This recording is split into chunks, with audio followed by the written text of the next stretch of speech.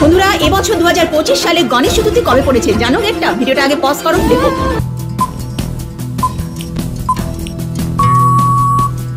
27 August আর শ্রী গণেশের বার বুধবারই পড়েছে। 27 August Ganesh চতুর্থীর আগে যদি তোমরা এই ভিডিওটা দেখো তাহলে তোমাদেরকে একটা ছোট্ট টিপস দিচ্ছি। ওই দিন অবশ্যই করবে, গণেশ ঠাকুরকে বলা হয় বিঘ্নহর্তা, অর্থাৎ যে কোনো রকমের বাধা আমাদের জীবনে যা থাকে, সংকট যেটা থাকে সেটাকে তিনি দূর করেন। নতুন কোনো কাজ শুরু করার আগে গণেশ ঠাকুরকে পুজো করা হয়।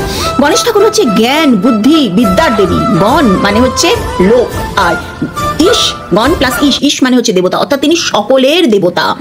ফেম, নাম, যশ, পরিচিতি এইগুলো চাইলেও গণেশ ঠাকুরকে পুজো করতে হবে। এবং পড়েছে বুধবার, বুধ মানেই হচ্ছে অর্থের কারক। সুতরাং টাকা পয়সা নিয়ে যারা সমস্যায় রয়েছে তারাও এই দিন এই ছোট্ট টিপসটা করবে। কি করবে?